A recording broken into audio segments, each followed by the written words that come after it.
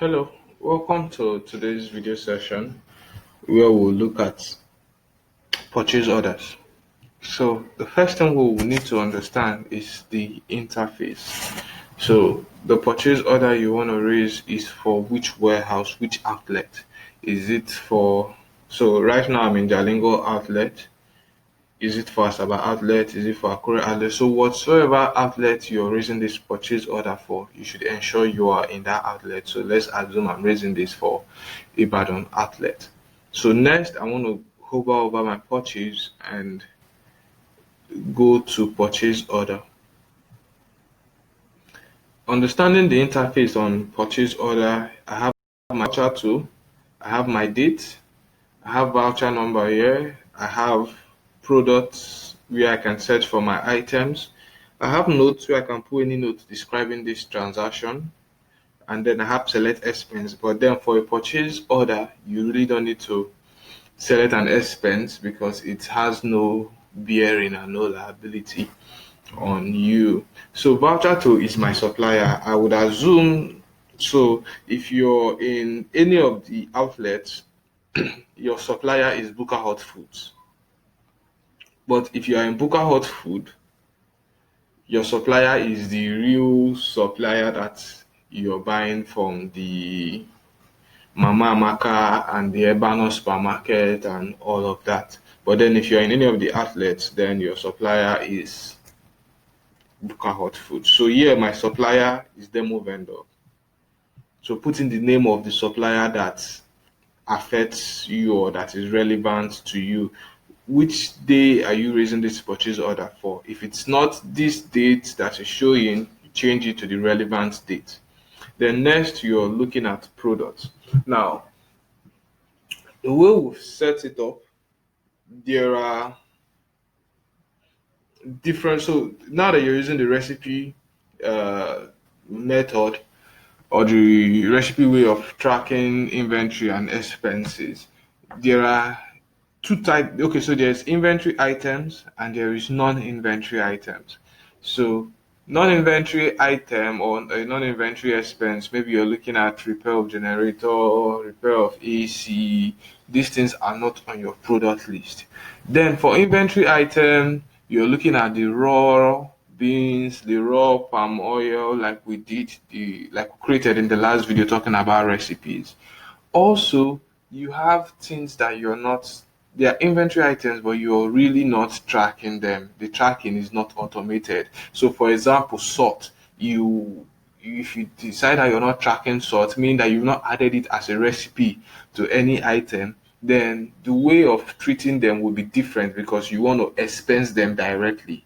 Something like stapler or nylon that is on your product list, you might want to expense them directly. So you then have to decide which expense account you're sending it to. So for salt, am I when I buy at the beginning of the week, do I want to expense it straight to my cost of goods sold, or I want to expense it to any other account? My nylon, do I want to expense it to cost of goods sold, or I want to expense it to any other account? But then the beans would first of all go to your inventory, and as it is sold, when they sell the beans porridge, like we looked at in the recipe video, the raw beans and the palm oil would then go. So there are two types of inventory item: the inventory item that you're tracking and the inventory item that you are not tracking. So let's just look at that. So let's buy the beans. So yeah, so we have beans porridge, which is the main product, and we have beans raw or the raw beans. Okay, it seems to have a challenge with my network. Let's just refresh that and go through once again.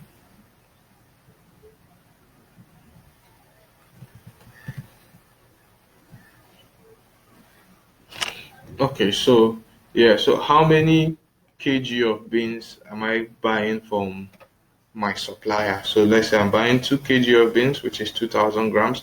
What's the cost per kg? So let's say my cost per kg is how much? 600. Let's say 600 per kg. And then you would want to consider tax. select the relevant task if necessary. Then raw beans is something I want it to go to my inventory. So what do? I select purchase. Yeah, I select purchase and I press OK. And that is it for that line. The next thing is my palm oil. Once again, I am buying 3 kg of palm oil. It is 450 per kg. Do I need tax? Okay, so I'm saying no tax yet again. Default ledger account. I am tracking this. It's an inventory item that I'm tracking. I want it to go to my inventory whenever it is bought and then slowly come to my cost of goods sold as the beans porridge is being sold. So I'm selecting purchase for it. But then there is salt. Salt is an inventory item. I want to see it on my stock register, but then the tracking is not automated, meaning that I want to expense it. So right now our salt is in pieces, which so let's just leave it in pieces. So let's say 10 pieces. So we might rename it to bag. Remember, we looked at how to change quantity units in one of our previous videos. So it can be bag, it can be pieces, whatsoever unit of measurement you want to use. So we got 10, and this 10 is for 150 per one or each of them. Your task once again is necessary. Then which account do you want, which ledger account do you want it to go to? I want to expense it straight to my cost of goods sold. So I'm selecting cost of goods sold and I'm pressing OK. So now this process of selecting the ledger account can actually be automated for you. What you just need to do is to go to settings, go to manage products, select the items that you want to permanently send to a location. We looked at it in the other video. Go to ledger, select default purchase account. So once you do this, each time you select the item sort in your purchase order or your purchase bill, it will bring up that ledger account for you. So that you don't have to go through the stress of selecting the ledger account over and over again. So your notes, you put in whatever note is relevant for this transaction. Once you've done that, you verify that everything is correct and everything makes sense. Our total uh, purchase price here is 4,050 naira. Once you verify that everything is all right and is good, you save. Now remember that this is a purchase order and it has no liability bearing. Nothing has happened yet. You've just requested for it. It's until you create a purchase bill that it has a legal bearing. Now, how do you locate the purchase order that you've just raised or purchase order that you've raised before? Voucher number. Remember, I said we would come back to it. So if you click on voucher number and press page up on your keyboard, it will take you to the last purchase order that was raised. If you keep pressing it, it will take you to, so we can see this is purchase order 3, it will take you to purchase order 2, take you to purchase order 1, and just like that. If you press page down will bring you back to the one succeeding where you were before. So here we are, purchase order 3. So we can see the items that were raised. We can see the name of who raised it here, admin, and we can see admin at Ibadan, entry by admin at Ibadan. That once again shows you why it is necessary that you are in the right outlet when raising these purchase orders, so it affects the right outlet account. Now, one important lesson that I want to point out to you is, because this is a purchase order, so whatever expense account you've saved will not stay. Where it is necessary for you to select a ledger account is when you're raising a purchase bill. But then I went through this process of showing you how to put it so that you don't go ahead and put it when you're raising a purchase order and forget to put it when you're raising a purchase bill and you feel it would stay. So this clearly shows you that when raising a purchase order, you really don't need to select a ledger account or an expense account. But then it is when raising the purchase bill that it needs to be selected. However, if you use the default settings here, like we talked about, then it would be saved, or it will still be there when you're raising your purchase bill.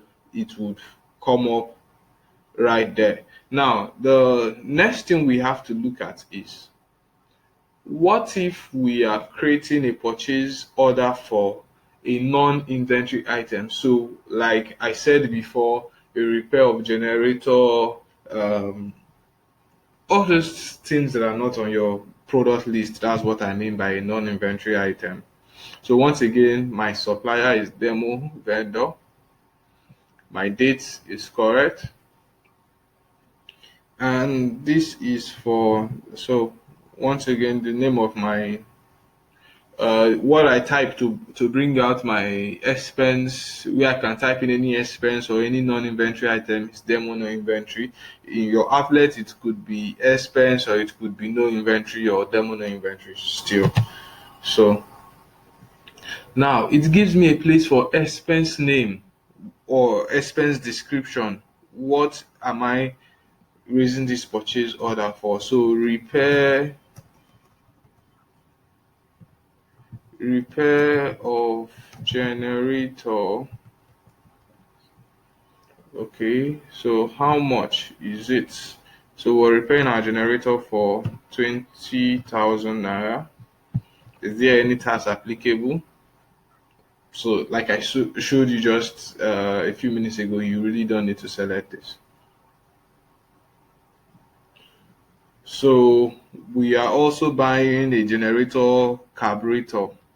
So what was spoiled in the generator was the carburetor.